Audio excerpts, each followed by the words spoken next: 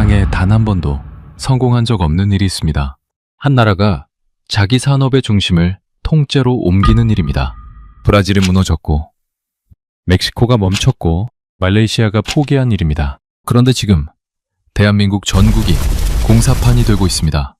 광주에선 반도체가, 충청에선 인공지능의 심장이, 구미에선 건물 로봇이, 울산에선 불타지 않는 배터리가, 인천 송도에서는 전 세계 제약사들이 줄을 서는 일이 동시에 벌어지고 있습니다. 며칠 전 청와대 이재용 회장과 최태원 회장이 나란히 단상에 섰습니다.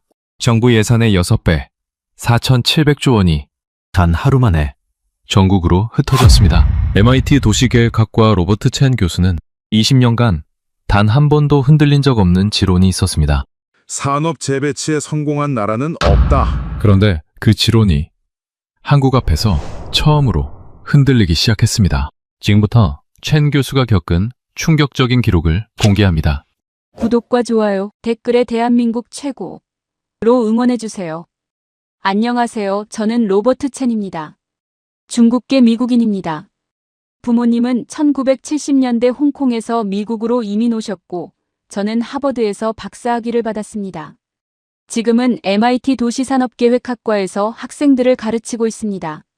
세계은행 자문으로 20년을 보내면서 독일 루르 공업지대, 중국 선전 경제특구, 일본 도요타시티를 직접 발로 걸어다닌 사람입니다. 그리고 저에게는 20년간 단 한 번도 흔들린 적 없는 지론이 하나 있었습니다. 산업 재배치에 성공한 나라는 없다. 그 지론이 무너지기 시작한 날이 있습니다. 2026년 6월 29일이었습니다. 오늘은 그 이야기를 하려 합니다. 2026년 6월 30일 아침이었습니다. 보스턴의 6월은 습했습니다. 찰스강에서 올라오는 습기가 캠퍼스 전체를 감싸는 계절이었습니다. 저는 새벽부터 연구실에 앉아 있었습니다. 커피는 식어 있었고 모니터 화면만 환하게 켜져 있었습니다. 전날 밤부터 계속 같은 뉴스를 반복해서 읽고 있었습니다. 2026년 6월 29일 청와대. 삼성전자 이재용 회장과 SK그룹 최태원 회장이 나란히 단상에 올랐습니다. 그리고 숫자를 발표했습니다. 삼성 2,655조, SK 2,100조, 합쳐서 4,755조 원. 저는 그 숫자를 처음 봤을 때 단위를 잘못 읽은 줄 알았습니다. 다시 읽었습니다. 틀리지 않았습니다. 대한민국 정부의 1년 예산이 약 700조 원입니다. 두 기업이 내놓은 돈은 그 예산의 6배가 넘었습니다. 저는 즉시 학생들에게 연락했습니다. 방학 중이었지만 상관없었습니다. 오전 10시 연구실로 오십시오. 4명이 왔습니다. 미국 출신 에밀리 클라크, 중국 본토 출신 장웨이, 브라질 출신 아나 실바, 이란 출신 다리우시. 여름 방학 중에 남아 논문을 쓰던 학생들이었습니다. 연구실은 작았습니다. 책이 천장까지 쌓여 있었고 창문으로 찰스강이 내려다 보였습니다. 에어컨 소리가 낮게 깔렸습니다. 저는 아무 인사 없이 노트북 화면을 학생들 쪽으로 돌렸습니다. 어제 이 숫자가 나왔습니다. 4,755조. 에밀리가 화면을 들여다봤습니다. 그리고 저를 봤습니다. 교수님, 이게 한국 돈인가요? 네. 에밀리가 잠시 멈췄다가 말했습니다. 장난이죠? 저는 화면을 닫고 화이트보드 앞으로 걸어갔습니다. 그리고 숫자를 직접 적었습니다. 4,700조 원. 대한민국 정부 예산의 6배. 웃음이 나오지 않았습니다. 학생들 표정도 마찬가지였습니다.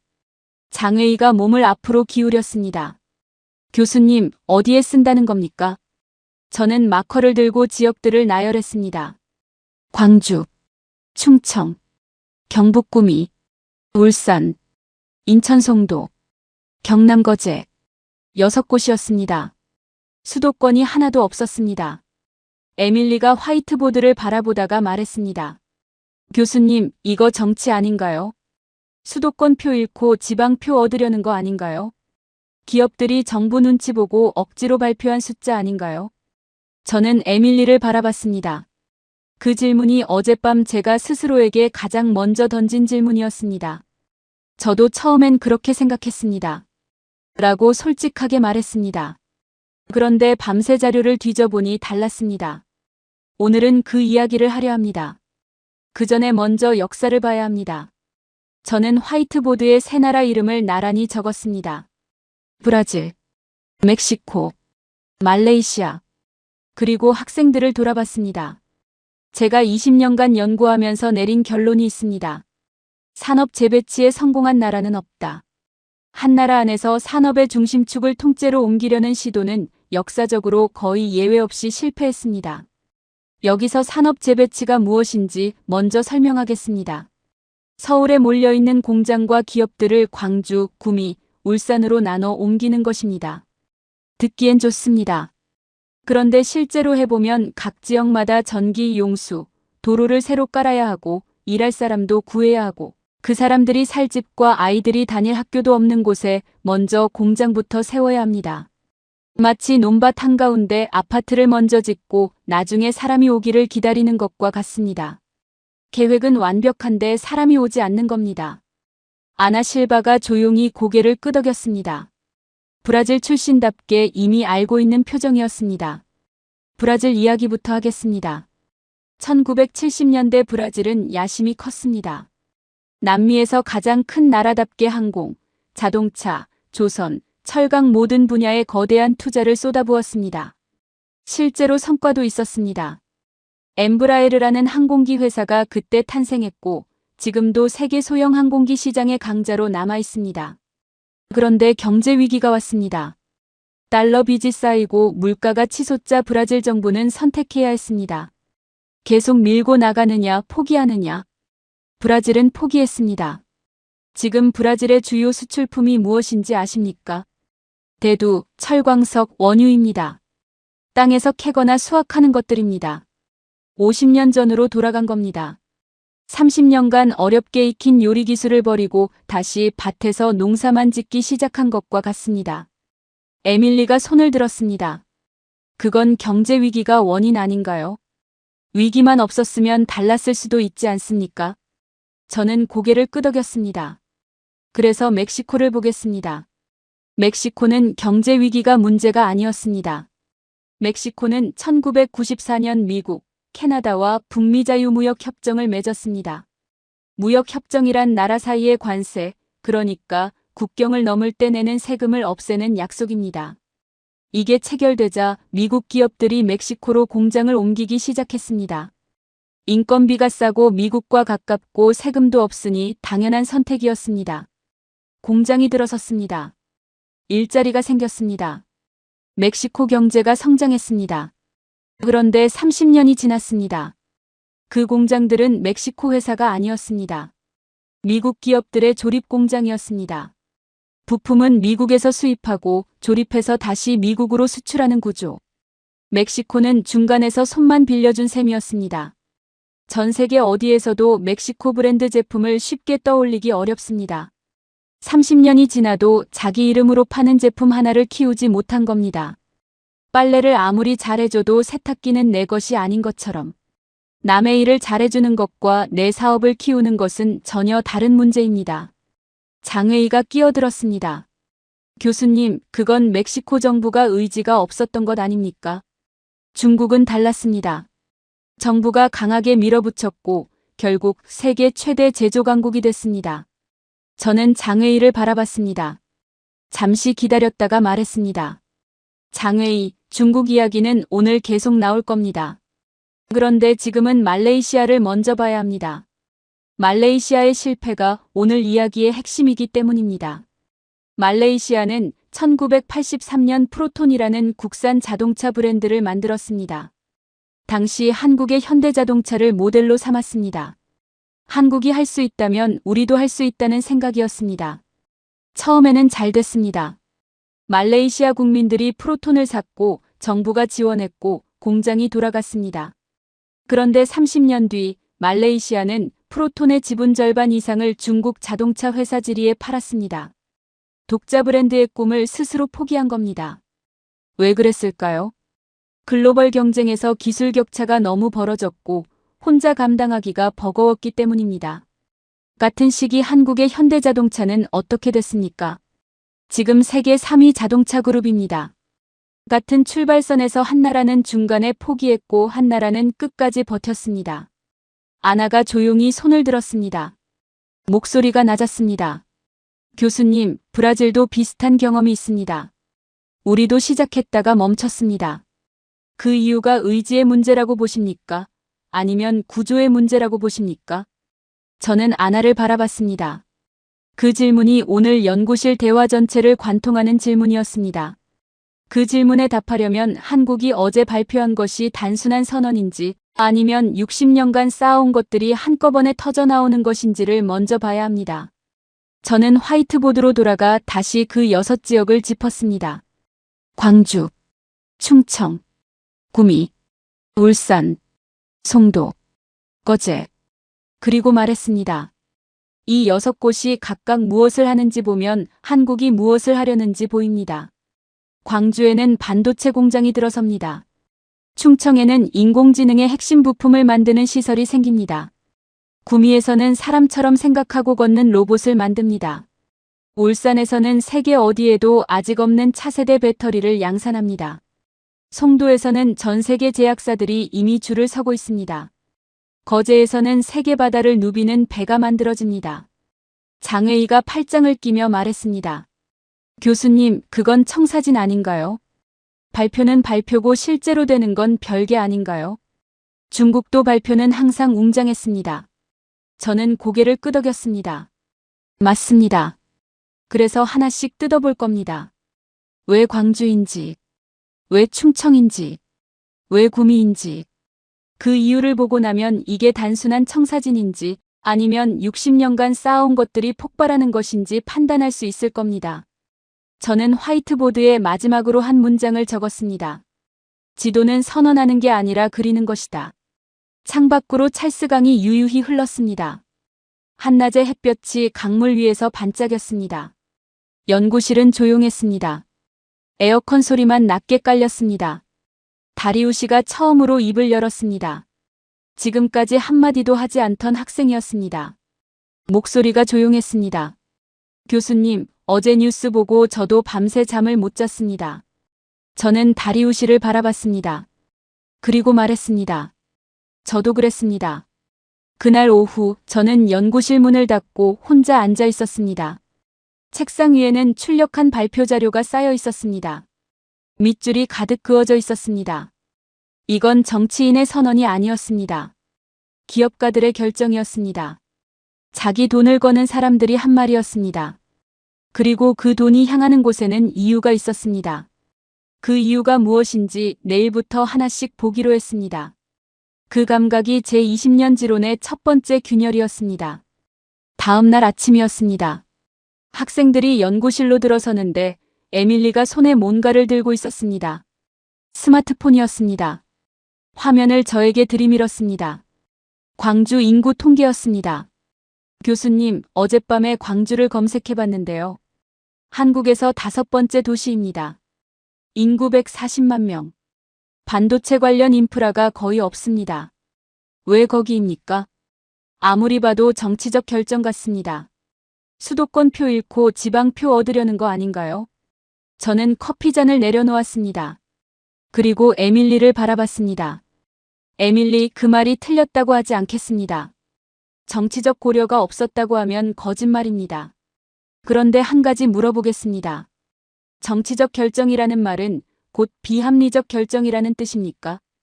에밀리가 잠시 멈췄습니다. 저는 말을 이었습니다. 저도 처음엔 그렇게 생각했습니다. 그래서 밤새 뒤졌습니다. 그런데 데이터를 보고 나서 생각이 바뀌었습니다. 오늘은 그 이야기입니다. 저는 화이트보드 앞으로 걸어갔습니다. 그리고 단어 3개를 적었습니다. 전력, 용수, 인력. 반도체 공장이 무엇인지 먼저 이해해야 합니다. 반도체 공장은 보통 공장과 완전히 다릅니다. 머리카락 굵기의 수만 분의 1 크기로 회로를 새기는 작업이 24시간 돌아갑니다. 그 공정을 유지하려면 공기 중에 먼지가 단 한 톨도 없어야 합니다. 그래서 클린룸이라는 특수 공간이 필요합니다. 클린룸 안은 수술실보다 수천 배 더 깨끗합니다. 그리고 이 공장을 돌리는데 어마어마한 전기와 물이 필요합니다. 삼성전자 평택 반도체 공장 하나가 하루에 쓰는 전기가 얼마인지 아십니까? 수원시 전체가 하루에 쓰는 전기와 맞먹습니다. 인구 120만 명의 도시가 쓰는 전기를 공장 하나가 씁니다. 그리고 물은 하루에 수십만 톤이 필요합니다. 한강물을 퍼다 쓸 수 있는 수도권이 그동안 유리했던 이유입니다. 그런데 세상이 바뀌었습니다. 기후위기 때문입니다. 장외이가 끼어들었습니다. 교수님, 기후위기가 반도체 입지 조건과 무슨 관계입니까? 아리백이라는 개념이 있습니다. 리뉴어블 에너지 100의 약자입니다. 쉽게 말하면 기업이 쓰는 전기를 100% 재생에너지, 그러니까 태양광이나 풍력 같은 친환경 에너지로 충당하겠다는 국제 약속입니다. 지금 전 세계 400개 이상의 대기업이 이 약속에 서명했습니다. 애플, 구글, 마이크로소프트가 모두 여기에 포함됩니다. 그리고 이 회사들은 자기 공급업체에도 같은 기준을 요구하기 시작했습니다. 삼성이 애플에 반도체를 납품하려면 삼성 공장도 재생에너지로 돌아가야 합니다. 그렇지 않으면 계약이 끊깁니다. 이게 무슨 뜻인지 아십니까? 반도체 공장을 세울 때 이제는 전기를 싸게 많이 쓸 수 있는 곳이 아니라 재생에너지를 충분히 확보할 수 있는 곳을 찾아야 한다는 뜻입니다. 기준이 완전히 바뀐 겁니다. 에밀리가 팔짱을 풀었습니다. 그럼 광주 전남이 재생에너지가 풍부하다는 말씀이신가요? 저는 노트북을 열었습니다. 그리고 데이터를 보여줬습니다. 전라남도는 태양광 발전량 전국 1위입니다. 해상풍력 잠재력은 전국 최대 수준입니다. 한반도 서남쪽 끝에 위치해서 바람이 강하고 일조량이 많습니다. 여기에 드넓은 갯벌과 바다가 있어 해상풍력 단지를 세울 공간도 충분합니다. 아리백을 달성하기 가장 유리한 땅이 바로 전남과 광주입니다. 장외이가 조용해졌습니다. 그런데 전력만이 아닙니다. 수도권 반도체 클러스터에는 또 다른 문제가 생겼습니다. 포화입니다. 삼성과 SK하이닉스가 용인에 짓고 있는 반도체 클러스터 혹시 들어본 적 있습니까? 용인 클러스터는 세계 최대 규모의 반도체 단지를 목표로 짓고 있는 곳입니다. 삼성과 SK가 함께 수백조 원을 투자하고 있습니다. 그런데 이 클러스터가 2030년대 중반이면 가득 차버릴 것으로 예상됩니다. 공장을 지을 땅도 전기를 끌어올 여유도 물을 더 확보할 공간도 한계에 다다른다는 뜻입니다. 그렇다면 그 다음은 어디여야 합니까? 아나가 조용히 말했습니다. 미리 준비해둬야 한다는 말씀이시죠? 정확합니다. 저는 화이트보드에 숫자를 적었습니다. 반도체 공장은 부지 선정부터 첫 제품이 나오기까지 평균 7년이 걸립니다. 땅을 고르는데 1년, 공장을 짓는데 3년, 장비를 들여오고 테스트하는데 3년. 한치의 오차도 허용하지 않는 초정밀 공정이기 때문에 서두를 수가 없습니다. 그래서 지금 당장 광주에 땅이 필요한 게 아닙니다. 2030년대 초중반에 쓸 땅을 지금 정해야 합니다. 7년 후를 지금 준비하는 겁니다. 에밀리가 생각에 잠긴 표정으로 말했습니다.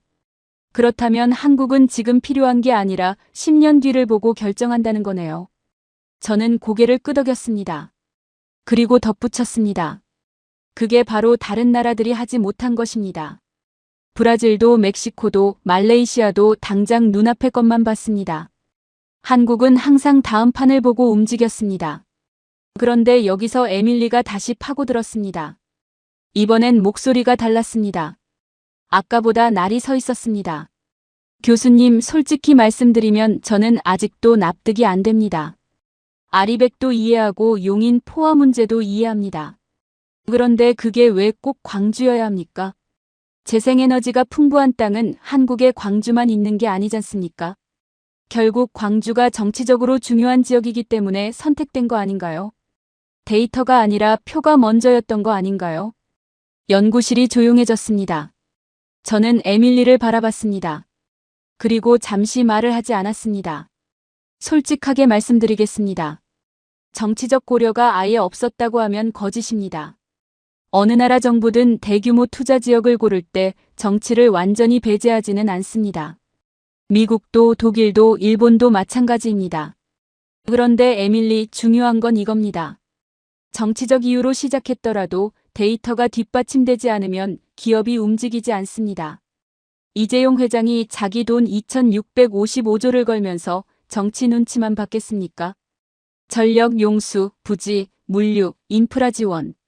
모든 조건이 맞아떨어졌기 때문에 기업이 결정한 겁니다.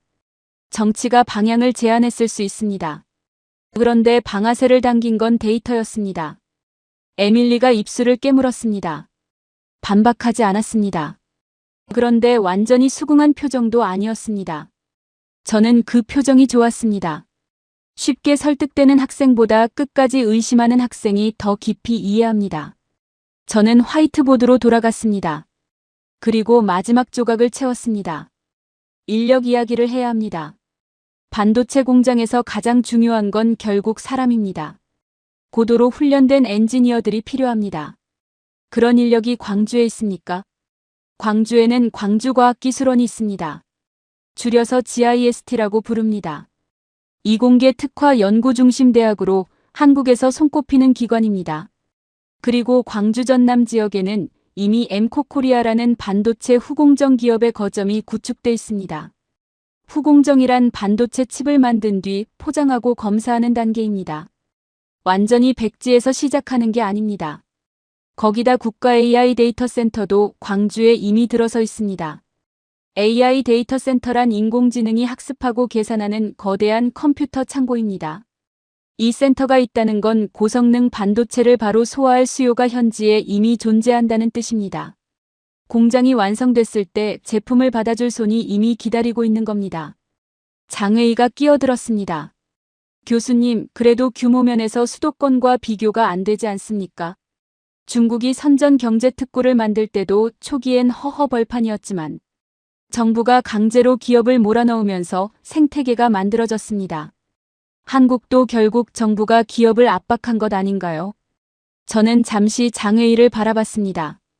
장외의 선전과 이번 투자의 결정적 차이가 있습니다.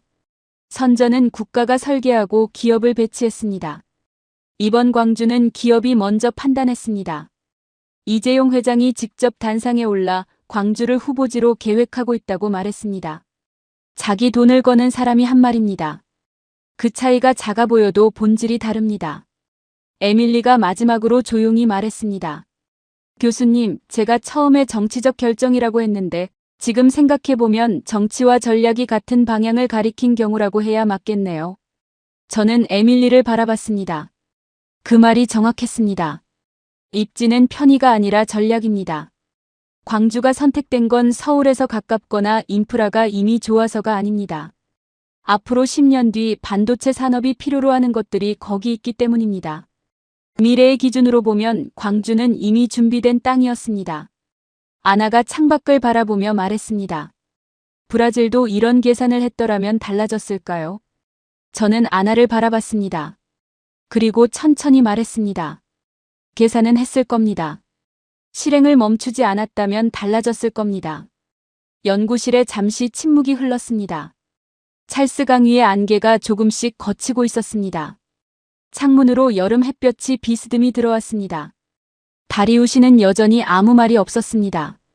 노트에 무언가를 천천히 적고 있었습니다. 그날 오후 저는 혼자 자료를 더 뒤졌습니다. 광주 다음이 충청이었습니다. 그리고 충청에서 만들 것이 무엇인지 알게 됐을 때 저는 처음으로 이 이야기의 진짜 규모를 이해하기 시작했습니다. 그건 단순한 반도체 공장 증설이 아니었습니다. 전 세계 인공지능 산업의 심장부를 한국이 쥐고 있다는 이야기였습니다. 다음 날 아침이었습니다. 학생들이 연구실로 들어오는데 장회의가 들어서자마자 말했습니다. 교수님, 어젯밤에 충청 투자를 찾아봤습니다. HBM 패키징이라고 나오던데요. HBM이 뭔지 몰라서 더 찾아봤는데 설명이 너무 어려웠습니다. 저는 커피를 내려놓으며 말했습니다. 잘 됐습니다. 오늘 가장 먼저 할 이야기가 바로 그겁니다. HBM을 이해하면 왜 한국이 전 세계 인공지능 산업의 핵심에 있는지가 보입니다. 저는 화이트보드 앞으로 걸어갔습니다. 그리고 큼직하게 세 글자를 적었습니다. HBM. 먼저 인공지능이 어떻게 작동하는지부터 이야기해야 합니다. 요즘 전 세계 수억 명이 매일 쓰는 대화형 인공지능 프로그램이 있습니다. 무엇이든 물어보면 사람처럼 답을 내놓는 프로그램입니다. 글도 쓰고 번역도 하고 코드도 짜줍니다. 미국 회사들이 만들었고 미국 기술로 돌아간다고 대부분 생각합니다. 저는 학생들을 둘러봤습니다. 인공지능이 미국 기술로만 돌아간다고 생각하는 사람 손 들어보십시오. 에밀리, 장웨이, 다리우시가 손을 들었습니다. 아나는 조금 망설이다가 반쯤 들었습니다. 저는 고개를 저었습니다. 틀렸습니다. 인공지능이 답을 내놓으려면 어마어마한 양의 계산을 순식간에 해야 합니다. 그 계산을 처리하는 특수한 반도체가 있습니다. GPU라고 부르는데 그래픽 처리 장치의 약자입니다. 원래는 게임 화면을 빠르게 그려내기 위해 만들어졌는데 인공지능 계산에도 탁월하다는 게 밝혀지면서 지금은 인공지능의 두뇌 역할을 합니다. 이 GPU를 만드는 회사가 미국의 엔비디아입니다. 전 세계 인공지능 GPU 시장의 80% 이상을 장악하고 있습니다. 에밀리가 말했습니다. 그러니까 결국 미국 아닌가요? 엔비디아가 두뇌를 만드는데. 저는 잠시 기다렸습니다. 그리고 말했습니다. 에밀리, 두뇌가 아무리 뛰어나도 혈액이 없으면 작동합니까? 에밀리가 멈췄습니다. HBM이 바로 그 혈액입니다. 인공지능의 두뇌인 GPU가 계산을 하려면 엄청난 양의 데이터를 아주 빠르게 주고받아야 합니다. 그 데이터를 빠르게 저장하고 꺼내주는 초고속 기억장치가 HBM입니다. 고대 역폭 메모리의 약자로 쉽게 말하면 인공지능의 초고속 단기 기억장치입니다. 일반 메모리와 얼마나 다른지 비유로 설명하겠습니다. 일반 메모리가 동네 골목길이라면 HBM은 왕복 열차선 고속도로입니다. 같은 시간에 수십 배 많은 데이터가 오갑니다. 이 HBM이 없으면 GPU가 아무리 빠르게 계산을 해도 결과를 내놓지 못합니다. 재료를 빠르게 가져다주는 사람이 없으면 아무리 요리 실력이 좋아도 음식이 나오지 않는 것처럼. 장웨이가 조용히 물었습니다. 그 HBM을 누가 만듭니까? 저는 화이트보드에 두 회사 이름을 적었습니다. SK하이닉스, 삼성전자. 이 두 회사가 전 세계 HBM 시장의 70% 이상을 차지합니다. 특히 SK하이닉스는 HBM을 세계 최초로 개발한 회사입니다. 2013년의 일입니다. 13년간 쌓아온 기술과 노하우가 있습니다. 에밀리가 즉각 반박했습니다. 교수님 잠깐요. HBM을 한국이 많이 만드는 건 인정합니다.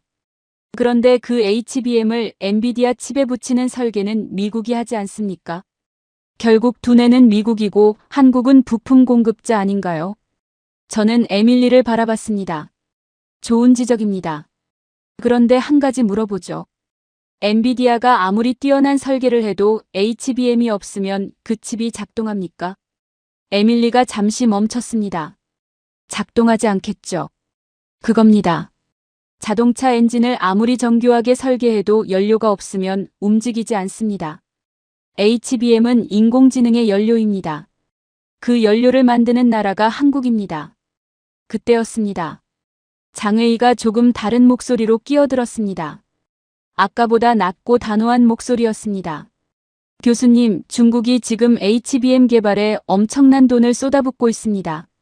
CXMT 같은 회사들이 빠르게 따라오고 있고 중국 정부도 반도체 자립에 사활을 걸고 있습니다.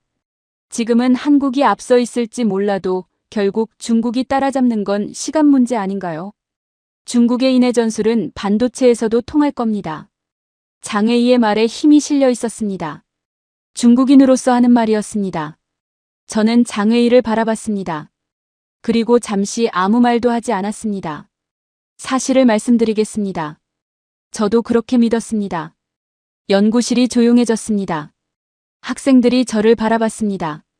저는 천천히 말을 이었습니다. 저는 중국계 미국인입니다. 부모님이 홍콩에서 넘어오셨지만 저는 중국이 어떤 나라인지 압니다.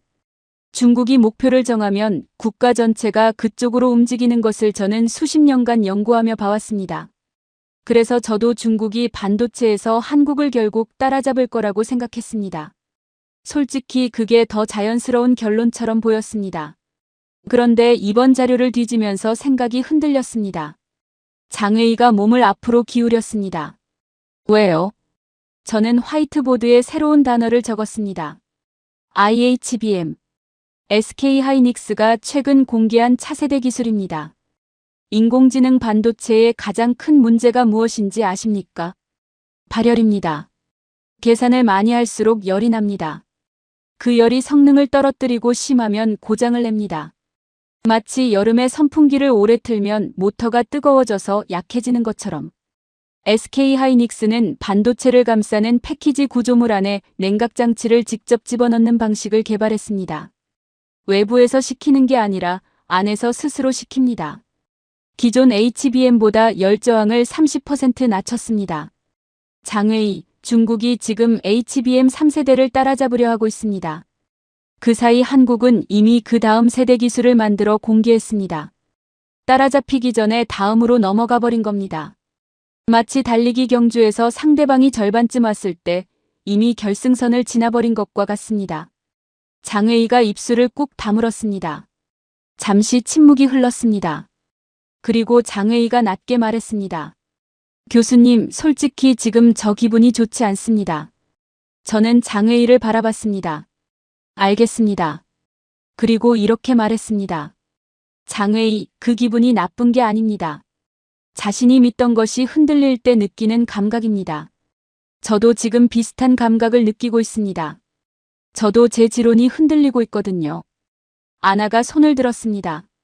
교수님, 그렇다면 전 세계 인공지능 회사들이 한국에 얼마나 의존하고 있습니까? 저는 노트북을 열어 자료를 보여줬습니다. 구글, 마이크로소프트, 아마존, 메타. 미국의 거대 기술 회사들이 인공지능 개발에 쏟아붓는 돈이 연간 수백조 원입니다. 데이터 센터를 짓고 서버를 채우고 인공지능 모델을 학습시킵니다. 그런데 이 모든 과정에서 HBM이 없으면 인공지능 서버 자체가 돌아가지 않습니다.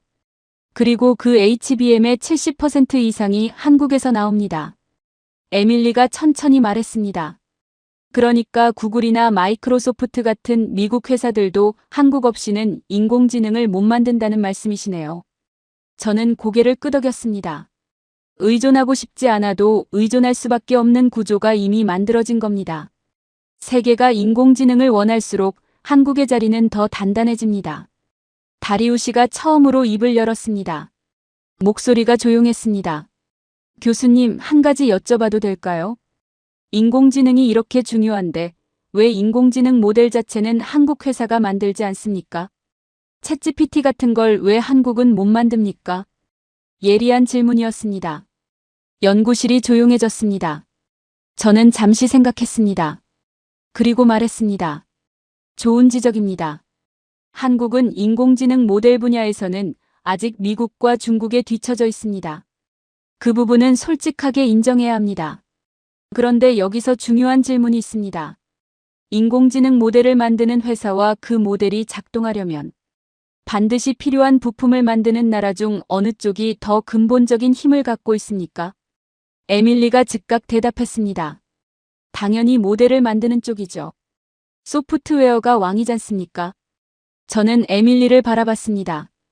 에밀리, 챗GPT가 아무리 뛰어나도 전기가 없으면 켜집니까? 에밀리가 멈췄습니다. HBM은 인공지능의 전기입니다. 소프트웨어가 아무리 뛰어나도 이 부품이 없으면 한 줄도 작동하지 않습니다. 눈에 보이는 것이 전부가 아닙니다. 무대 위의 배우보다 무대 자체를 만드는 사람이 더 결정적인 것처럼 저는 화이트보드에 마지막으로 한 문장을 적었습니다. 눈에 보이는 것이 전부가 아니다. 세미나실을 나서는데 장회의가 저를 불렀습니다. 교수님, 아까 교수님도 지론이 흔들리고 있다고 하셨는데요. 어떤 지론입니까? 저는 잠시 멈췄습니다. 그리고 말했습니다. 나중에 이야기하겠습니다. 아직 다 보지 않았습니다. 그날 밤 저는 구미 자료를 펼쳤습니다. 읽으면 읽을수록 이상한 감각이 들었습니다. 한국은 지금 이 순간에도 멈추지 않고 있었습니다. 그리고 그 속도가 제가 알던 어떤 나라와도 달랐습니다. 다음 날 아침이었습니다. 학생들이 연구실로 들어오는데 장회의가 먼저 말했습니다. 교수님, 어젯밤에 구미를 찾아봤습니다. 한국전자산업의 발상지라고 나오더군요. 삼성전자가 처음 시작한 곳이라고요.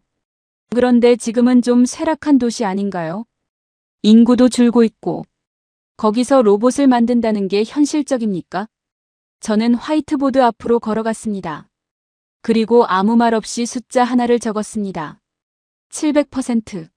학생들이 눈을 가늘게 떴습니다. 2026년 전 세계 휴머노이드 로봇 출하량이 전년 대비 700% 이상 성장할 것으로 전망됩니다. 시장조사 기관들이 공통적으로 내놓은 숫자입니다. 700%란 작년에 100대가 팔렸다면 올해는 800대가 팔린다는 뜻이 아닙니다. 작년에 100대라면 올해는 800대, 내년에는 그 몇 배. 이런 속도로 시장이 열린다는 겁니다. 에밀리가 팔짱을 꼈습니다. 교수님, 전망치는 항상 장밋빛이지 않습니까? 실제 시장이 그렇게 된다는 보장이 없지 않습니까? 저는 에밀리를 바라봤습니다. 맞습니다. 전망은 전망입니다. 그런데 오늘 이야기는 전망이 아니라 왜 지금 한국이 이 시장에 뛰어드는지입니다. 그 이유를 보면 이게 허황된 꿈인지 아닌지 판단할 수 있습니다. 먼저 휴머노이드 로봇이 무엇인지부터 이야기하겠습니다. 휴머노이드 로봇이란 사람처럼 두 발로 걷고 두 손으로 물건을 짚고 주변 환경을 보고 판단하는 로봇입니다. 공장 조립 라인에 고정된 로봇팔과는 다릅니다. 계단을 오르고 문을 열고 좁은 공간에서 섬세한 작업을 할 수 있는 로봇입니다. 쉽게 말하면 사람이 하는 일을 사람 대신 할 수 있는 기계입니다. 왜 지금 이 로봇이 주목받습니까? 두 가지 이유입니다. 첫째, 인공지능이 발전했습니다. 로봇이 움직이려면 판단을 내려야 합니다. 앞에 장애물이 있으면 피해야 하고 물건을 집으려면 얼마나 힘을 줘야 할지 계산해야 합니다. 이 판단 능력이 인공지능 덕분에 비약적으로 좋아졌습니다. 과거에는 정해진 동작만 반복하는 로봇이었다면 이제는 상황에 맞게 스스로 판단하는 로봇이 가능해졌습니다. 그래서 피지컬 AI라는 말이 나왔습니다. 피지컬은 몸을 가진 것, AI는 인공지능. 몸을 가진 인공지능이라는 뜻입니다. 둘째, 인구 문제입니다. 한국뿐 아니라 일본, 독일, 미국도 공장에서 일할 사람이 부족해지고 있습니다. 노인 인구는 늘고 젊은 사람은 줄어듭니다. 그 빈자리를 로봇이 채워야 합니다. 공장만이 아닙니다. 식당, 병원, 요양원. 사람이 필요한 곳이라면 어디든 로봇이 들어갈 수 있습니다. 아나가 손을 들었습니다. 교수님, 그런 로봇은 미국이나 일본이 더 앞서 있는 거 아닌가요? 보스턴 다이내믹스 같은 회사가 이미 오래전부터 로봇을 만들고 있지 않습니까? 좋은 질문입니다. 저는 화이트보드에 숫자를 적었습니다. 1%. 그리고 오른쪽에 20%. 현재 글로벌 휴머노이드 로봇 시장에서 한국의 점유율은 1% 수준입니다. 한국 정부가 목표로 내세운 숫자가 20%입니다. 에밀리가 피식 웃었습니다. 1%에서 20%요? 교수님, 그건 공상 아닌가요? 미국 보스턴 다이내믹스, 일본 혼다의 아시모, 중국 유니트리. 이미 이름 있는 회사들이 수십 년 앞서 있는데 1%에서 출발한 한국이 20%를 먹겠다는 게 현실적으로 가능합니까? 솔직히 이건 그냥 정부 구호 아닌가요? 에밀리의 목소리에 비웃음이 섞여 있었습니다.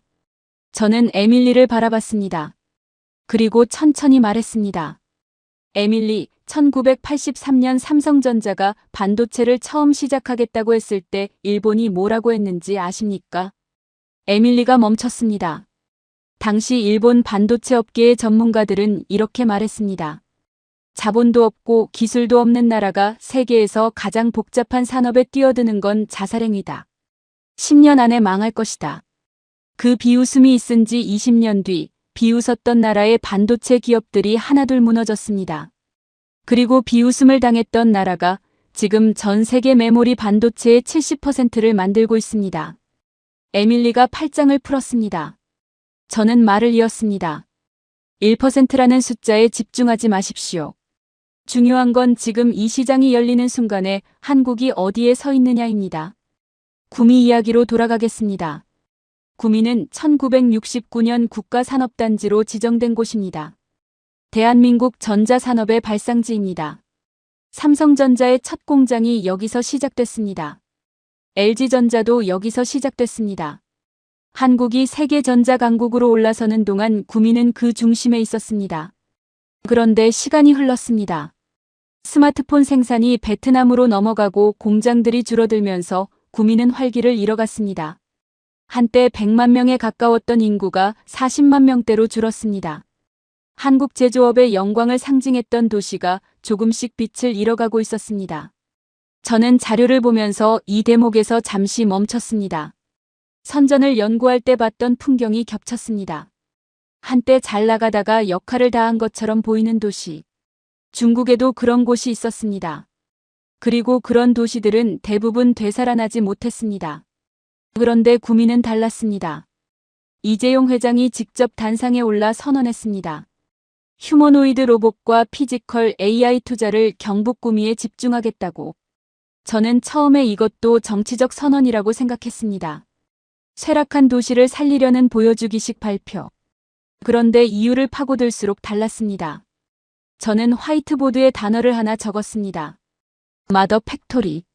마더 팩토리란 직역하면 어머니 공장입니다. 새로운 제품을 가장 먼저 개발하고 시험하고 최적화하는 핵심 공장을 뜻합니다. 해외 공장들이 어머니 공장에서 만든 표준과 공정을 따라갑니다. 쉽게 말하면 레시피를 처음 개발하는 주방이 마더 팩토리이고 전국 체인점들이 그 레시피를 따라 요리하는 구조입니다. 삼성전자는 구미의 스마트폰 글로벌 제조의 혁신 허브이자 마더 팩토리를 만들겠다고 했습니다. 그리고 그 공장에 피지컬 AI와 휴머노이드 로봇 양산 라인을 함께 구축합니다. 삼성 SDS가 AI 데이터 센터도 건설합니다. 왜 구미인지 이제 보입니다. 구미에는 50년간 전자제품을 만들어 온 숙련 인력이 있습니다. 부품 협력업체들이 주변에 밀집해 있습니다. 정밀 제조업의 노하우가 땅에 배어 있는 곳입니다. 로봇은 결국 정밀 부품들을 조립하는 제품입니다. 반도체와 모터와 센서와 배터리가 손톱만한 공간 안에 정교하게 들어가야 합니다. 그 정밀 조립의 노하우가 구미에 있습니다. 에밀리가 천천히 고개를 끄덕였습니다. 빈 땅에 로봇 공장을 세우는 게 아니라 이미 정밀 제조업이 뿌리내린 곳에서 다음 단계로 전환한다는 말씀이시네요. 저는 고개를 끄덕였습니다. 50년을 전자공장으로 달려온 도시가 이제 로봇 도시로 탈바꿈하는 겁니다. 기반이 있으니 속도가 다릅니다. 그런데 여기서 진짜 핵심이 있습니다. 로봇을 만드는 것만으로는 부족합니다. 로봇이 잘 작동하려면 데이터가 필요합니다. 로봇이 계단을 오르고 물건을 짚는 동작을 배우려면 수천 수만 번의 시도 데이터가 필요합니다. 사람 아이가 걸음마를 배울 때 수백 번 넘어지면서 균형 감각을 익히는 것처럼 로봇도 수천 번 실패하면서 동작을 다듬습니다. 그 데이터를 쌓으려면 실제 공장에서 로봇을 직접 돌려봐야 합니다. 삼성이 구미의 마더 팩토리를 짓는다는 건 바로 이 뜻입니다. 삼성 공장 안에서 로봇이 실제 작업을 하면서 데이터를 쌓고 그 데이터로 인공지능이 더 똑똑해지고 더 똑똑해진 인공지능이 다시 로봇을 더 잘 움직이게 만듭니다. 공장이 곧 실험실이고 실험실이 곧 공장인 구조입니다. 아나가 손을 들었습니다. 교수님, 그런 구조라면 삼성 규모의 제조업이 있어야만 가능한 거 아닌가요? 중소기업은 흉내도 못 내는 거 아닌가요? 저는 잠시 생각했습니다. 맞습니다. 이건 삼성이기 때문에 가능한 전략이기도 합니다. 세계 최대 스마트폰 제조 공장을 로봇 실험 공간으로 쓰는 나라는 한국 외에 없습니다. 이것 자체가 경쟁 우위입니다. 장회의가 끼어들었습니다. 목소리가 조금 날이 서 있었습니다. 어제부터 계속 눌려온 사람이 한번 터뜨리는 목소리였습니다. 교수님, 저는 솔직히 말씀드리겠습니다. 중국 유니트리가 이미 $1000짜리 로봇계를 내놨습니다. 같은 성능의 로봇을 미국 보스턴 다이내믹스는 $75,000에 팝니다. 70배 차이입니다. 배터리도 반도체도 결국 가격으로 중국이 밀어버린 시장들이 있습니다. 로봇도 결국 같은 길을 가는 거 아닌가요? 한국이 기술을 개발하는 사이 중국이 먼저 시장을 장악해버리는 거 아닌가요? 장애희의 눈에 힘이 들어가 있었습니다.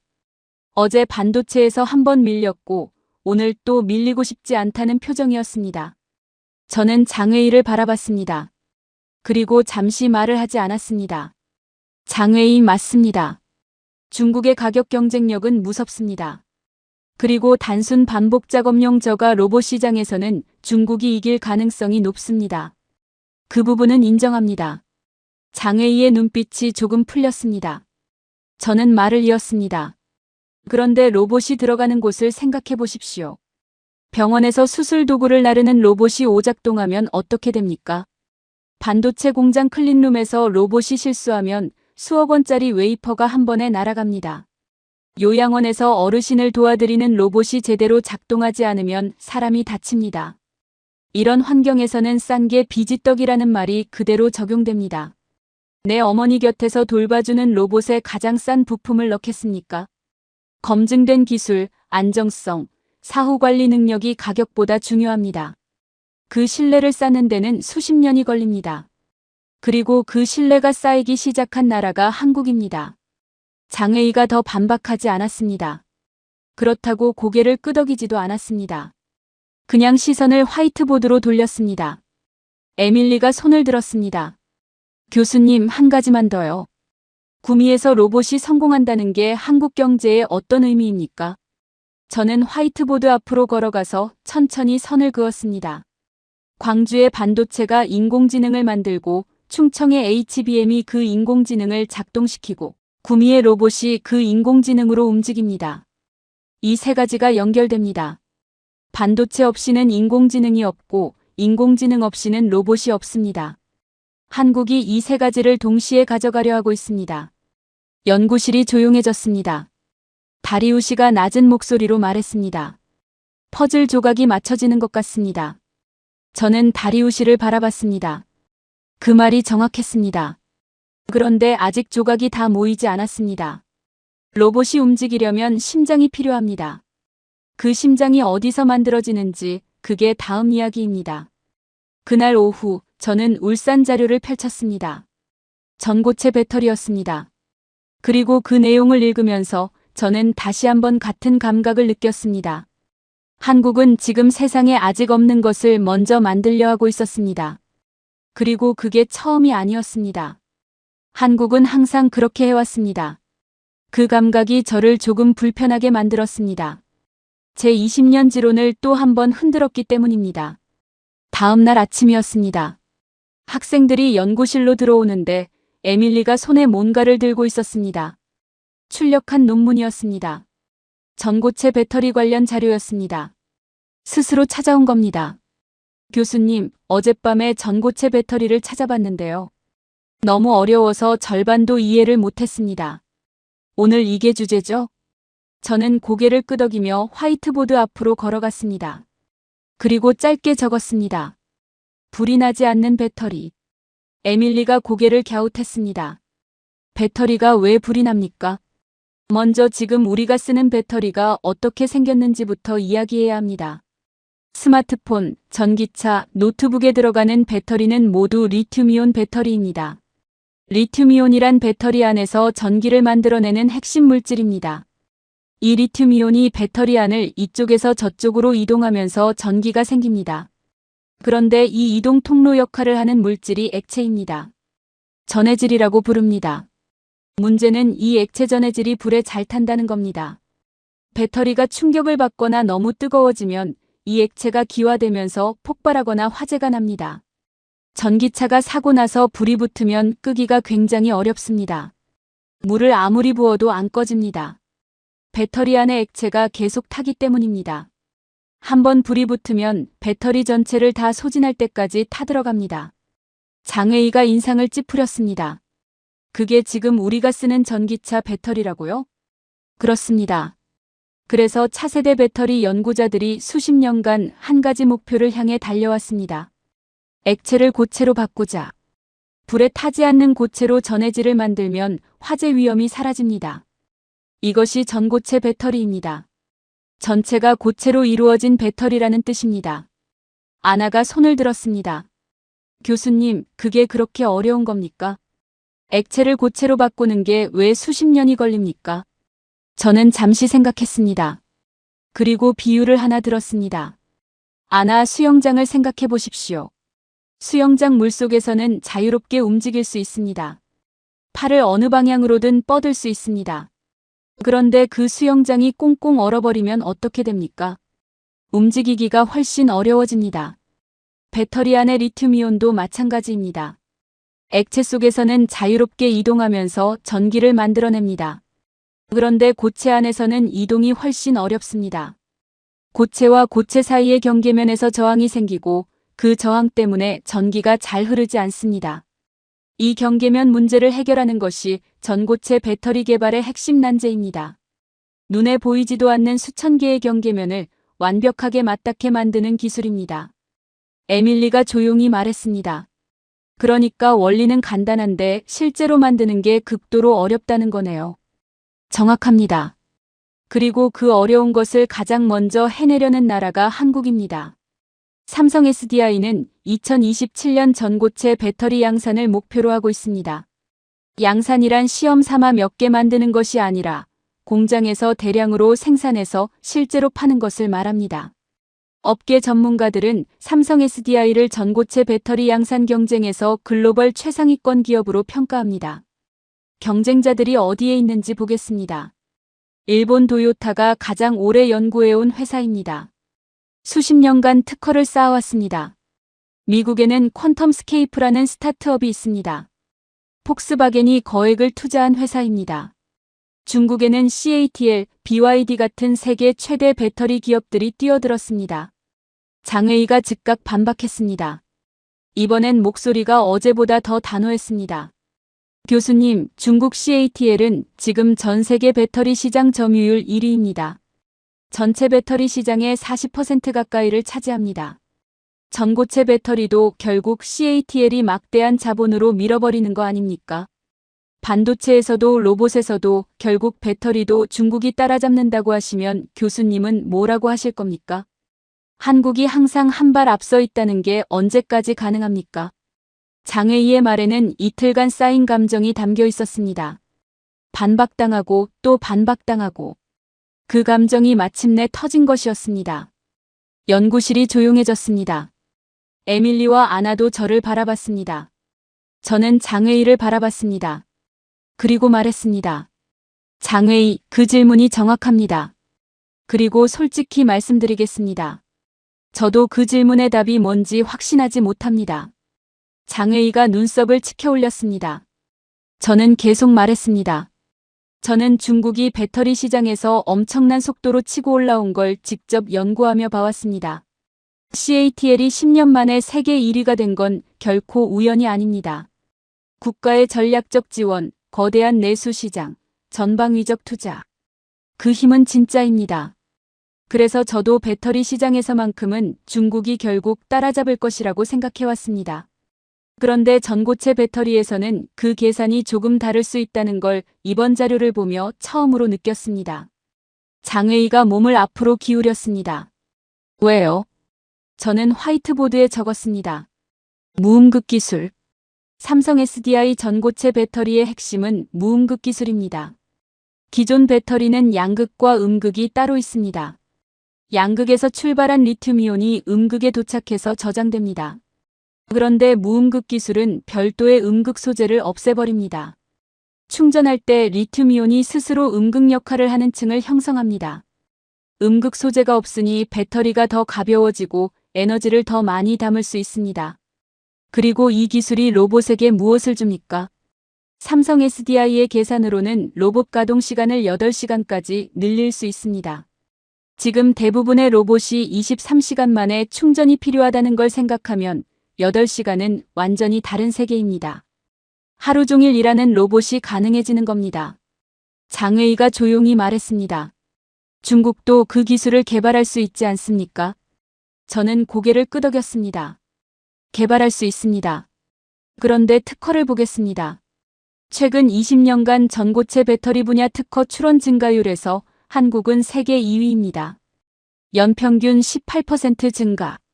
일본이 8.6%, 미국이 12.3%인 것과 비교하면 한국의 속도가 보입니다. 중국이 1위이긴 합니다. 그런데 중국은 지금 기초기술을 빠르게 쌓는 단계입니다. 한국은 이미 특정 기술에서 독보적인 특허를 확보하고 2027년 양산을 준비하고 있습니다. CATL이 지금 이 기술을 따라잡으려면 시간이 필요합니다. 그 시간 동안 삼성 SDI는 다음으로 넘어갑니다. 그게 한국이 반복해온 패턴입니다. 장웨이가 입을 다물었습니다. 이번엔 반박하지 않았습니다. 아나가 손을 들었습니다. 목소리가 평소보다 낮았습니다. 교수님, 울산이 왜 전고체 배터리의 거점인지 물어봐도 되겠습니까? 그리고 솔직히 한 가지 더 물어보고 싶습니다. 브라질은 배터리 관련 소재인 리튬을 세계에서 가장 많이 가진 나라 중 하나입니다. 그런데 우리는 그 리튬을 그냥 팝니다. 배터리를 만들지 않습니다. 왜 한국은 소재도 없는데 배터리를 만들고 우리는 소재를 갖고도 배터리를 못 만듭니까? 연구실이 조용해졌습니다. 아나의 질문은 단순한 학문적 호기심이 아니었습니다. 그 안에 오래된 아쉬움이 담겨 있었습니다. 저는 아나를 잠시 바라봤습니다. 그리고 말했습니다. 아나, 그 질문이 오늘 가장 중요한 질문입니다. 울산 이야기를 하면서 같이 답을 찾아보겠습니다. 울산은 한국중화학공업의 심장입니다.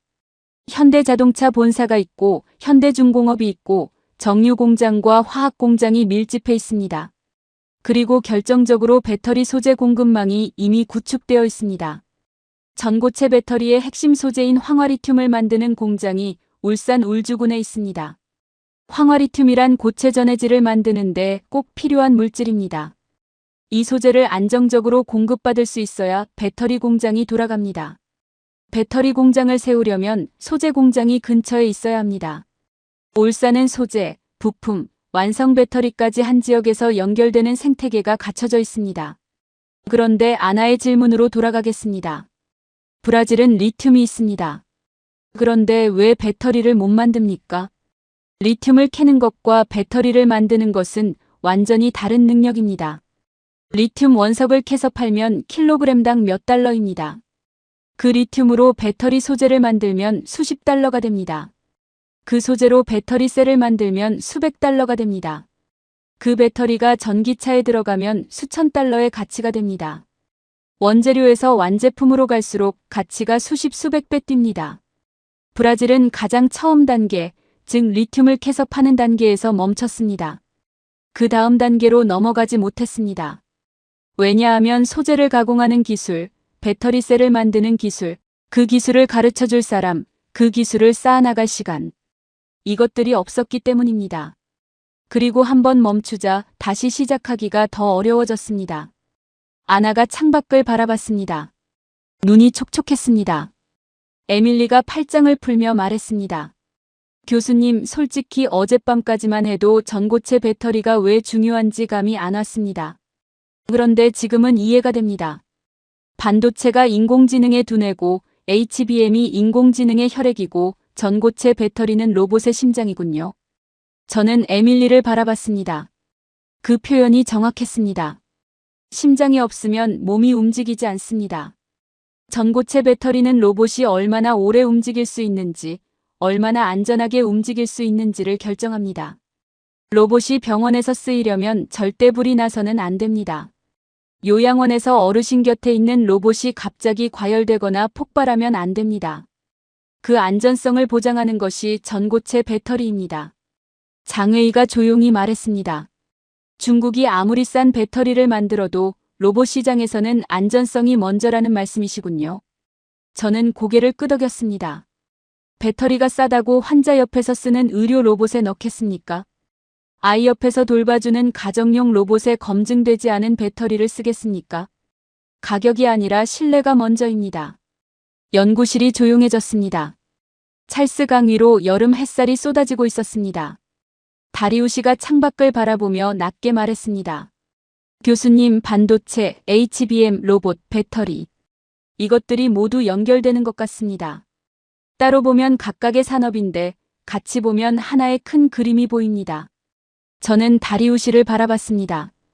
그 말이 정확했습니다. 그리고 그 큰 그림에는 아직 한 조각이 남아 있었습니다. 인천송도.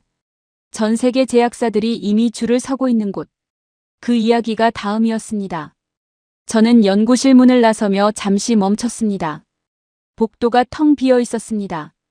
창밖으로 찰스강이 보였습니다. 사흘 동안 자료를 뒤지면서 저는 계속 같은 감각을 느꼈습니다. 한국이 한 발 앞서 있다는 것. 그리고 그게 우연이 아니라는 것. 그 감각이 쌓일수록 제 20년 지론이 조용히 그러나 분명하게 흔들리고 있었습니다. 아직 인정하기는 이른 시점이었습니다.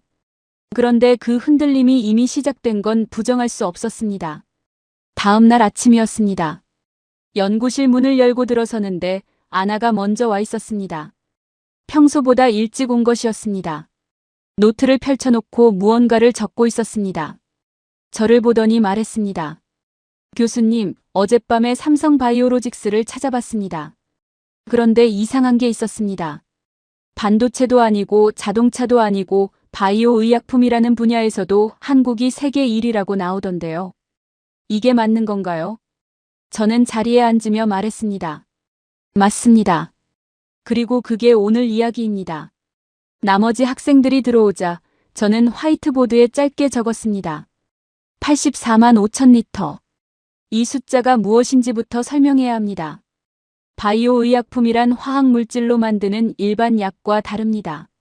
살아있는 세포를 이용해서 만드는 약입니다. 암 치료제, 자가면역 질환 치료제, 당뇨병 치료제 중 많은 것들이 여기에 속합니다. 세포 공장 안에서 단백질을 키우고 정제해서 약을 만드는 방식입니다.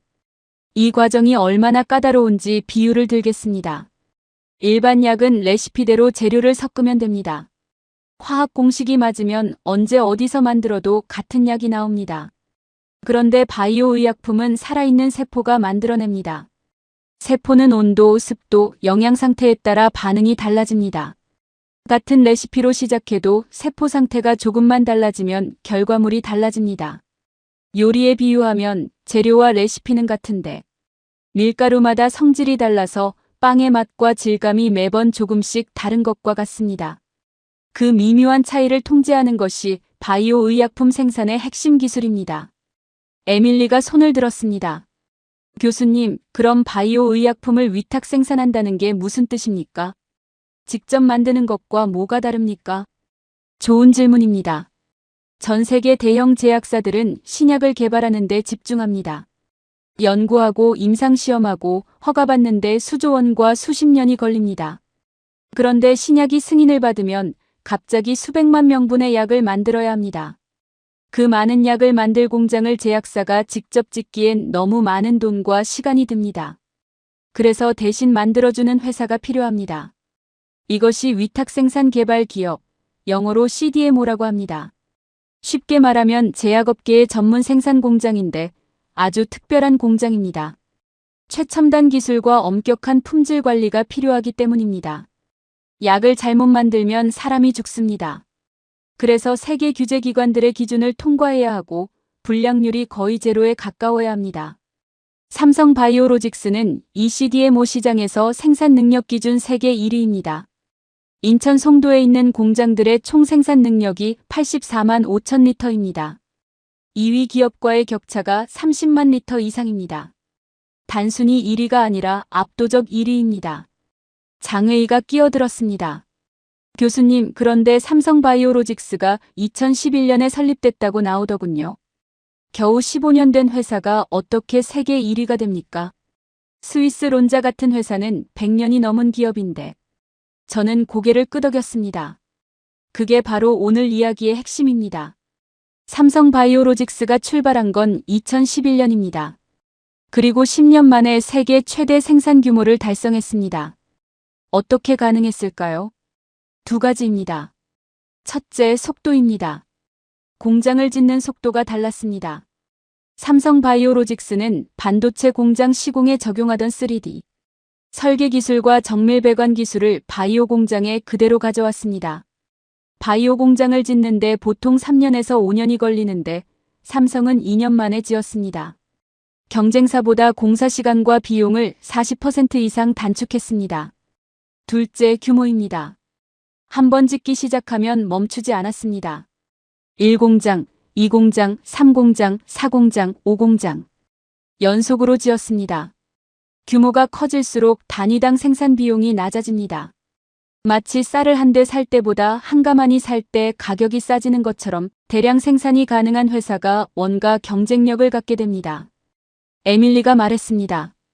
그런데 교수님, 규모가 크고 빠른 건 중국 기업들도 마찬가지 아닌가요? 중국 우시바이오로직스도 빠르게 올라오고 있지 않습니까? 저는 에밀리를 바라봤습니다. 맞습니다. 중국 우시바이오로직스가 빠르게 성장한 건 사실입니다. 그런데 2024년부터 상황이 바뀌었습니다. 미국 정부가 중국 바이오 기업들을 규제하기 시작했습니다. 생물보안법이라는 법안이 논의되면서 미국 제약사들이 중국 CDMO에 의존하는 것에 대한 우려가 커졌습니다. 신약의 생산을 중국 회사에 맡겼다가 기술이 유출되거나 공급이 갑자기 끊기면 어떻게 하느냐는 겁니다. 그 빈자리를 어느 나라가 채우고 있습니까? 장회의가 조용해졌습니다. 한국입니다. 삼성바이오로직스는 미국, 유럽 대형 제약사들의 수주가 쏟아지고 있습니다. 세계 시가총액 상위 20개 제약사 중 16개가 이미 삼성바이오로직스의 고객사입니다.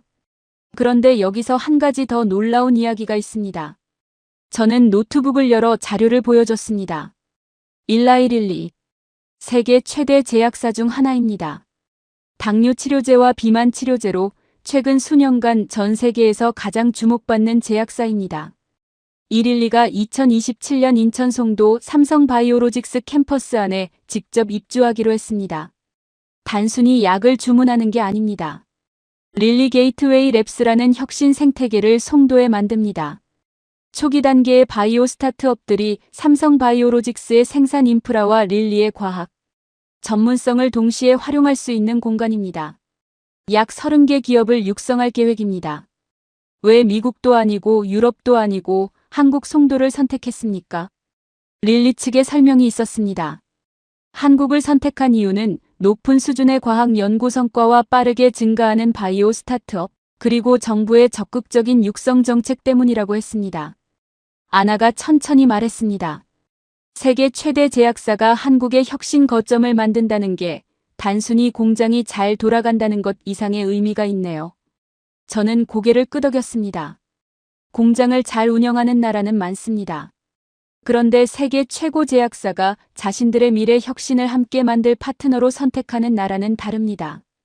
그건 기술력에 대한 신뢰를 넘어 그 나라의 과학 생태계 전체에 대한 베팅입니다. 에밀리가 조심스럽게 손을 들었습니다.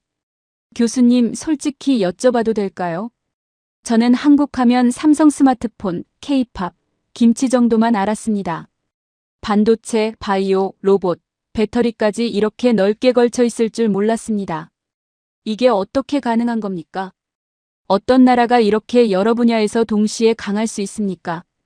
연구실이 조용해졌습니다. 저는 잠시 생각했습니다. 그리고 천천히 말했습니다.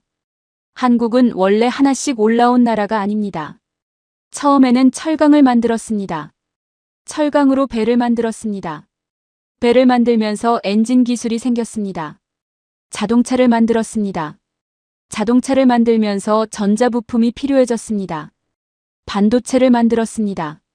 반도체 공장을 지으면서 정밀 건설 기술이 생겼습니다. 그 기술로 바이오 공장을 지었습니다. 하나가 다음을 낳고 그 다음이 또 다음을 낳았습니다. 60년간 멈추지 않고 그 사슬이 이어졌습니다. 장회의가 조용히 말했습니다. 그러니까 우연히 넓어진 게 아니라 하나를 잘하면 자연스럽게 옆 분야로 넘어간다는 말씀이시군요. 저는 고개를 끄덕였습니다. 다리우시가 처음으로 긴 말을 했습니다. 교수님, 저는 이란 출신입니다. 이란도 한때 중동에서 가장 산업화된 나라였습니다. 석유가 있었고 인재가 있었고 야망이 있었습니다. 그런데 지금 이란의 주요 수출품은 여전히 석유입니다. 반도체도 없고 바이오도 없고 로봇도 없습니다. 교수님 말씀대로라면 이란은 왜 그 사슬이 이어지지 않은 겁니까? 연구실이 완전히 조용해졌습니다. 저는 다리우시를 오래 바라봤습니다. 그 질문이 오늘 대화에서 가장 무거운 질문이었습니다. 다리우시, 그 질문은 내일 합시다. 한국이 무엇을 했는지를 다 봤을 때 다른 나라들이 무엇을 하지 못했는지가 더 명확하게 보일 겁니다. 오늘은 여기까지입니다. 학생들이 일어서는데 에밀리가 혼잣말처럼 중얼거렸습니다. 반도체, HBM, 로봇, 배터리, 바이오. 5개가 전부 연결되는 것 같아요. 저는 코트를 집어들며 말했습니다. 연결될 뿐만 아니라 서로를 강하게 만듭니다. 그리고 한 가지 더 있습니다. 그 모든 것들이 세상으로 나가는 길목에도 한국이 있습니다. 장회의가 고개를 들었습니다. 무슨 말씀이십니까? 저는 잠시 미소를 지었습니다. 내일 마지막 조각을 보여드리겠습니다. 그날 저녁 저는 연구실에 혼자 남아 있었습니다. 창밖으로 보스턴의 불빛이 찰스강 위에 반짝였습니다. 저는 화이트보드를 바라봤습니다. 광주, 충청, 구미, 울산, 송도. 5개의 이름이 적혀 있었습니다. 그 점들을 선으로 연결하면 무엇이 보일까? 내일 학생들에게 그걸 보여줄 차례였습니다. 그리고 동시에 저 자신의 20년 지론이 왜 틀렸는지를 처음으로 인정해야 할 순간이 다가오고 있었습니다. 그게 두렵기도 했고 이상하게도 기대되기도 했습니다. 다음 날 아침이었습니다. 학생들이 연구실로 들어오는데 분위기가 달랐습니다. 말이 없었습니다. 어제 다리우시의 질문이 아직 공기 속에 남아있는 것 같았습니다. 이라는 왜 그 사슬이 이어지지 않았는가? 다리우시는 가장 마지막에 들어왔습니다. 눈 아래가 거무스름했습니다. 잠을 잘 못 잔 얼굴이었습니다. 저는 화이트보드 앞에 서지 않았습니다. 오늘은 앉았습니다. 책상 모서리에 기대어 학생들을 바라봤습니다. 그리고 말했습니다. 오늘은 제 이야기부터 하겠습니다. 저는 1990년대 초반 처음으로 중국 선전에 갔습니다. 선전이 어떤 곳인지 모르시는 분을 위해 설명하겠습니다. 선전은 홍콩 바로 위에 붙어 있는 중국 도시입니다. 1980년까지만 해도 인구 3만 명짜리 작은 어촌이었습니다. 그런데 덩샤오핑이 경제특구로 지정하면서 20년 만에 인구 수백만 명의 거대 도시가 됐습니다. 외국 자본이 쏟아졌고 공장이 들어섰고 도시가 수직으로 올라갔습니다. 저는 그때 선전을 보면서 처음으로 이런 생각을 했습니다. 국가가 의지를 가지면 산업 재배치가 가능하다. 선전이 그 증거였습니다. 그래서 세계 여러 나라의 산업 재배치 시도를 연구하기 시작했습니다. 그리고 연구를 하면 할수록 반대 결론이 나왔습니다. 브라질은 멈췄습니다. 멕시코는 하청에서 벗어나지 못했습니다. 말레이시아는 포기했습니다. 인도는 국영기업 체제에 갇혔습니다. 중국 내부에서도 선전 이외의 지역 개발은 번번이 기대에 못 미쳤습니다. 그래서 내린 결론이 하나였습니다. 산업 재배치에 성공한 나라는 없다. 장회의가 조심스럽게 물었습니다. 교수님, 그런데 선전은요? 선전은 성공한 것 아닌가요? 저는 고개를 끄덕였습니다. 선전은 성공했습니다. 그런데 선전을 자세히 들여다보면 다른 그림이 보입니다. 선전이 성공한 건 홍콩 덕분이었습니다. 홍콩이라는 이미 완성된 금융무역 허브가 바로 옆에 있었습니다. 홍콩의 자본과 네트워크가 선전으로 흘러들어갔습니다. 그리고 중국 전역에서 일자리를 찾아 몰려온 수억 명의 저임금 노동자가 있었습니다. 선전의 성공은 선전만의 성공이 아니었습니다. 그리고 더 중요한 게 있습니다. 선전이 처음 시작할 때 무엇을 만들었는지 아십니까? 외국 기업들의 조립 공장이었습니다. 나이키 신발을 만들고 애플 부품을 조립했습니다. 자기 브랜드가 없었습니다. 지금 선전에 화웨이, DJI, 텐센트 같은 기업들이 있는 건 사실입니다. 그런데 그건 선전이 시작된 지 30년이 넘은 뒤의 이야기입니다. 그리고 그 기업들은 특구의 혜택을 받은 게 아니라 중국 전체의 거대한 내수 시장을 발판 삼아 올라간 겁니다. 에밀리가 말했습니다. 그러니까 선전은 특수한 조건이 겹쳤기 때문에 성공한 것이고 그 조건을 다른 나라에 그대로 적용할 수는 없다는 말씀이시군요. 정확합니다. 저는 잠시 멈췄습니다. 그리고 말했습니다. 그래서 저는 한국의 이번 발표를 처음 봤을 때 솔직히 회의적이었습니다. 4,700조라는 숫자가 너무 컸습니다. 전국 6곳이 동시에 움직인다는 것이 너무 야심찼습니다. 내 20년 지론이 말하고 있었습니다. 이것도 결국 멈출 것이다. 브라질처럼, 멕시코처럼, 말레이시아처럼. 그런데 밤새 자료를 뒤지면서 뭔가 달랐습니다. 저는 화이트보드 앞으로 걸어갔습니다. 그리고 분필을 들었습니다. 제가 연구한 나라들의 공통점이 있습니다. 브라질, 멕시코, 말레이시아. 이 나라들은 모두 외부에서 설계가 들어왔습니다. 외국 자본이 와서 공장을 세우고 외국 기술로 제품을 만들고 외국 브랜드로 팔았습니다. 그 나라들은 설계자가 아니라 실행자였습니다. 그래서 설계자가 방향을 바꾸는 순간 실행자는 할 일이 없어졌습니다. 한국은 달랐습니다. 처음엔 실행자로 시작했습니다. 그런데 거기서 멈추지 않았습니다. 기술을 배웠고 직접 개발했고 자기 브랜드를 만들었습니다. 설계자가 되려 했습니다. 그 과정이 60년이었습니다. 다리우시가 조용히 말했습니다. 교수님, 그렇다면 이란은 왜 그 길을 걷지 못했습니까? 연구실이 조용해졌습니다. 저는 다리우시를 바라봤습니다. 그리고 솔직하게 말했습니다. 다리우시, 이건 제 개인적인 견해입니다. 학술적으로 검증된 답이 아닙니다. 이란은 1970년대까지 중동에서 가장 앞선 산업 기반을 가진 나라였습니다. 석유 수익으로 대학을 세우고 공장을 짓고 엔지니어를 길렀습니다. 한국과 거의 같은 시기에 산업화를 꿈꿨습니다. 출발선이 비슷했습니다. 그런데 1979년 혁명 이후 국제 제재가 시작됐습니다. 장비를 들여올 수 없었습니다. 기술 협력도 막혔습니다. 해외 전문가를 부를 수도 없었습니다. 고립된 환경에서 기술은 자라기 어렵습니다. 반도체 하나를 만들려면 네덜란드 ASML의 노광 장비가 필요합니다. 바이오 의약품을 만들려면 미국 FDA의 기준을 통과해야 합니다. 혼자서는 할 수 없는 일들이 너무 많았습니다. 다리우시의 눈이 흔들렸습니다. 그런데 저는 한 가지를 덧붙였습니다. 제재가 전부는 아닙니다. 같은 제재 속에서도 이란은 우주 발사체를 쏘아 올렸고 군사 드론 기술을 발전시켰습니다. 기술이 없어서가 아니라 그 기술이 산업 생태계로 이어지지 않았습니다. 군사 기술과 민간 산업 기술은 다른 길을 걷습니다. 총을 잘 만드는 나라가 반드시 자동차를 잘 만드는 건 아닙니다. 아나가 손을 들었습니다.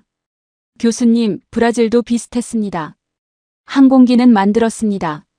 그런데 반도체는 없었습니다. 한 분야의 성공이 다른 분야로 이어지지 않았습니다. 왜 한국은 그 연결이 됐습니까? 저는 아나를 바라봤습니다. 그 질문이 이 모든 이야기의 핵심이었습니다. 저는 천천히 말했습니다. 한국에는 재벌이라는 특수한 기업 구조가 있습니다. 하나의 그룹이 전자, 건설, 조선, 금융, 화학을 동시에 합니다. 삼성 하나가 반도체도 만들고 바이오 공장도 짓고 아파트도 짓습니다. 이 구조는 비판도 많습니다. 문어발식 경영이라고도 합니다. 한 분야에 집중하는 것이 더 효율적이라는 주장도 있습니다. 그런데 산업 재배치라는 관점에서 보면 이 구조가 결정적인 강점이 됩니다. 반도체 공장을 지을 때 쌓은 정밀 건설 기술이 바이오 공장을 짓는데 그대로 쓰입니다. 자동차를 만들면서 쌓은 정밀 부품 기술이 로봇을 만드는 데 쓰입니다. 조선업에서 개발한 특수 소재 기술이 배터리 소재 개발에 응용됩니다. 하나의 지식이 다른 분야로 흘러들어갑니다. 그 연결이 자연스럽게 일어나는 구조입니다. 장회의가 끼어들었습니다. 교수님, 중국도 국영기업이 여러 분야를 동시에 합니다. 그게 한국 재벌과 다른 겁니까? 저는 잠시 생각했습니다. 결정적으로 다른 게 있습니다. 경쟁입니다. 한국 재벌들은 서로 경쟁합니다. 삼성과 SK가 반도체에서 경쟁합니다. 현대와 기아가 자동차에서 경쟁합니다. LG와 삼성이 가전에서 경쟁합니다. 그 경쟁이 기술을 끌어올립니다. 중국 국영기업은 국가가 시장을 나눠줍니다. 이 분야는 이 회사, 저 분야는 저 회사. 경쟁이 없으면 긴장이 없고 긴장이 없으면 혁신이 느려집니다. 한국의 재벌은 국가의 지원을 받으면서도 시장에서 살아남아야 했습니다. 그 이중 압력이 지금의 기술력을 만들었습니다. 에밀리가 말했습니다. 교수님, 그렇다면 교수님의 20년 지론이 틀렸다는 말씀이신가요? 연구실이 완전히 조용해졌습니다. 저는 잠시 창밖을 바라봤습니다. 찰스강이 여름 햇살 아래 반짝이고 있었습니다. 그리고 돌아서서 말했습니다. 부분적으로는 틀렸습니다. 제 지론은 이랬습니다. 산업 재배치에 성공한 나라는 없다. 이건 아직도 대체로 맞습니다. 대부분의 나라는 중간에 멈춥니다. 그런데 제 지론에 빠진 게 있었습니다. 예외가 있다는 것. 그 예외의 조건이 무엇인지. 저는 실패한 나라들만 연구했습니다. 그러다 보니 성공의 조건을 보지 못했습니다. 한국은 예외입니다. 그리고 그 예외를 만든 조건들이 있습니다. 멈추지 않는 것, 기술을 직접 개발하는 것, 경쟁을 피하지 않는 것, 다음 판을 미리 준비하는 것. 이번 4,700조 투자는 그 조건들이 다시 한번 작동하고 있다는 신호입니다. 다리우시가 조용히 물었습니다. 교수님, 그렇다면 한국은 이번에도 성공할 것 같습니까? 저는 다리우시를 바라봤습니다. 그리고 솔직하게 말했습니다. 모릅니다. 보장할 수 없습니다.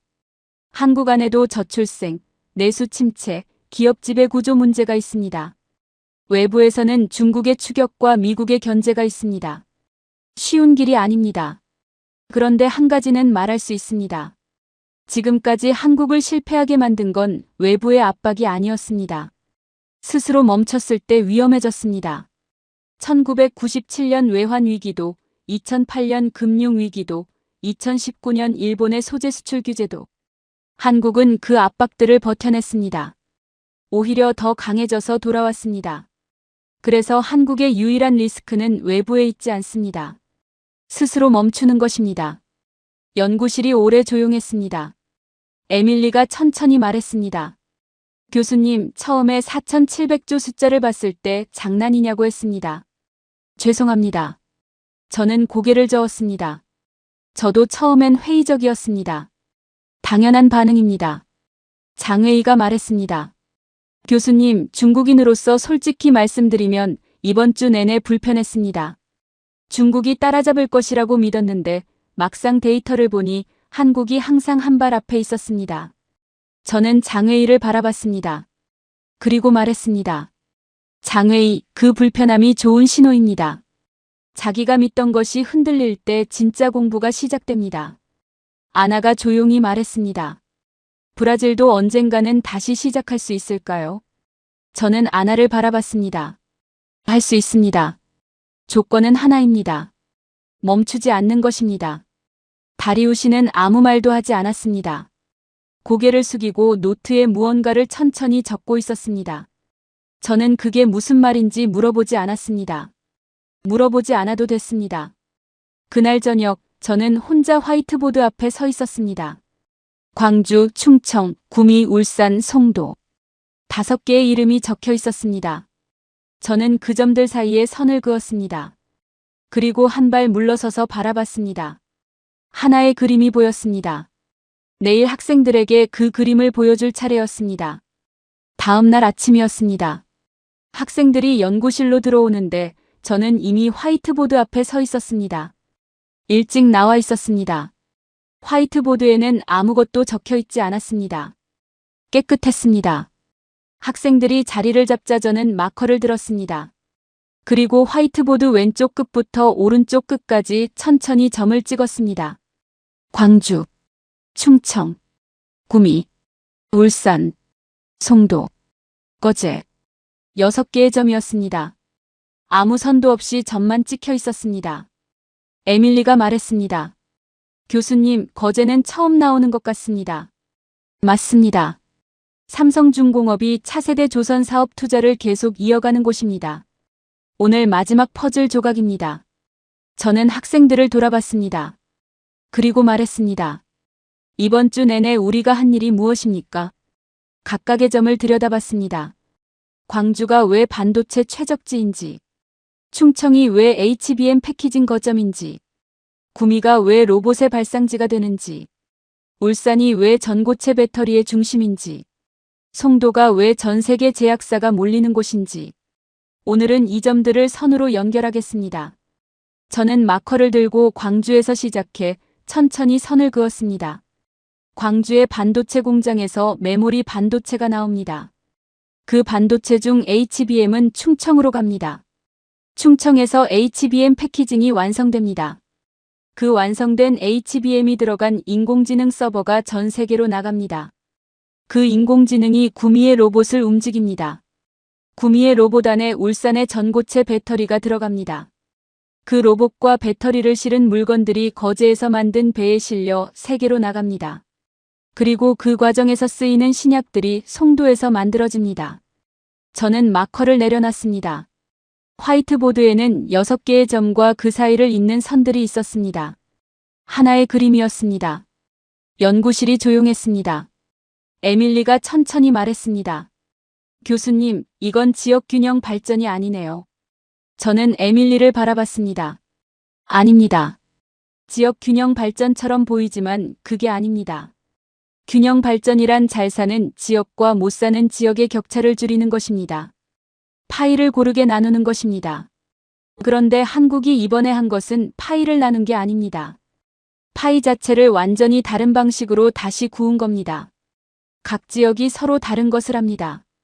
그런데 그 다른 것들이 서로 연결됩니다. 반도체가 인공지능을 만들고 인공지능이 로봇을 움직이고 로봇에 배터리가 들어가고 그 모든 것들이 배에 실려 세계로 나가고 사람들의 병을 고치는 약이 함께 갑니다. 이 6곳은 서로 독립된 섬이 아니라 하나의 몸에 붙어 있는 기관들입니다. 간이 없으면 몸이 독소를 걸러내지 못합니다. 심장이 없으면 혈액이 돌지 않습니다. 각 기관이 제 역할을 할 때 몸 전체가 살아서 움직입니다. 전국이 하나의 유기체가 된 겁니다. 장회의가 조용히 물었습니다. 교수님, 이건 처음부터 계획된 겁니까? 아니면 자연스럽게 이렇게 된 겁니까? 좋은 질문입니다. 저는 화이트보드에 2개의 단어를 나란히 적었습니다. 설계, 진화. 처음부터 이 그림을 누가 그린 건 아닙니다. 1960년대 구미에 전자공단을 만들 때 60년 뒤에 로봇이 거기서 나올 거라고 생각한 사람은 없었습니다. 1970년대 울산에 조선소를 세울 때 그 도시에서 전고체 배터리가 만들어질 거라고 예상한 사람도 없었습니다. 그런데 하나하나가 다음을 낳았습니다. 조선업이 특수 소재 기술을 낳았고 그 기술이 배터리 소재로 이어졌습니다. 자동차가 정밀 부품 기술을 낳았고 그 기술이 로봇 부품으로 이어졌습니다. 반도체가 정밀 건설 기술을 낳았고 그 기술이 바이오 공장으로 이어졌습니다. 설계된 것도 아니고 우연도 아닙니다. 각 시대마다 그 시대의 가장 중요한 것을 향해 달려갔고 그 과정에서 쌓인 것들이 다음 시대의 밑거름이 됐습니다. 그게 60년입니다. 아나가 말했습니다. 교수님, 브라질이 실패한 이유가 이제 더 명확하게 보입니다. 우리는 하나하나가 연결되지 않았습니다. 항공기를 만들었지만 그 기술이 다른 산업으로 흘러들어가지 않았습니다. 엠브라에르는 엠브라에르로 끝났습니다. 저는 아나를 바라봤습니다. 그 말이 정확했습니다. 연결이 있어야 합니다. 그리고 그 연결이 되려면 멈추지 않아야 합니다. 한 분야에서 쌓은 것이 다음 분야로 넘어가려면 시간이 필요합니다. 중간에 멈추면 그 연결이 끊깁니다. 브라질은 연결이 생기기 전에 멈췄습니다. 장회의가 끼어들었습니다. 교수님, 그렇다면 지금 이 시점에서 한국이 가장 경계해야 할 나라는 어디입니까? 중국입니까? 아니면 미국이 직접 뛰어드는 것입니까? 저는 장회의를 바라봤습니다. 그리고 어제와 같은 대답을 했습니다. 둘 다 아닙니다. 장회의가 눈썹을 치켜 올렸습니다. 한국의 가장 큰 위협은 외부에 있지 않습니다.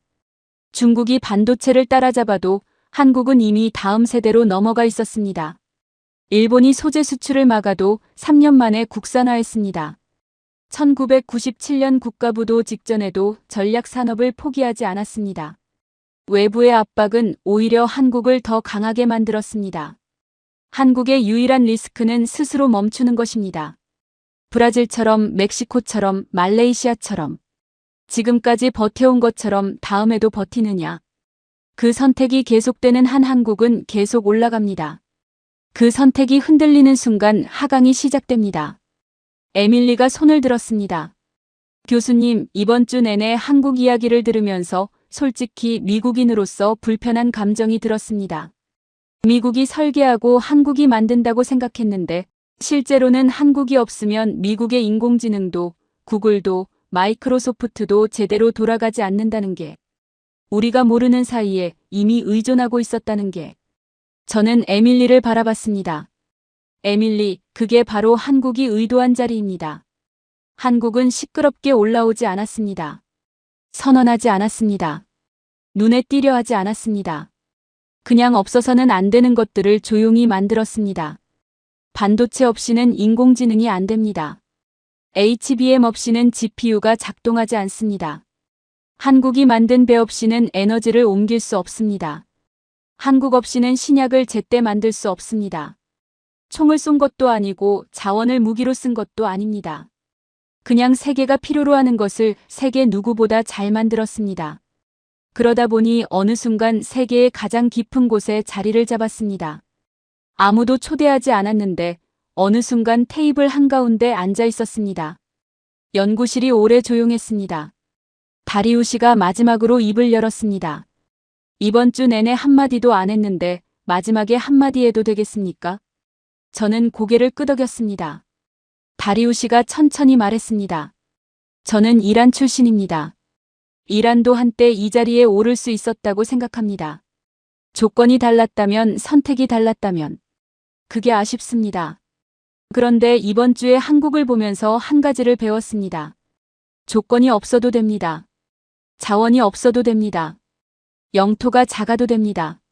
중요한 건 멈추지 않는 것이었습니다. 그것 하나였습니다. 연구실이 완전히 고요했습니다. 저는 다리우시를 바라봤습니다. 그리고 아무 말도 하지 않았습니다. 아무 말도 필요하지 않았습니다. 학생들이 일어서서 나갔습니다.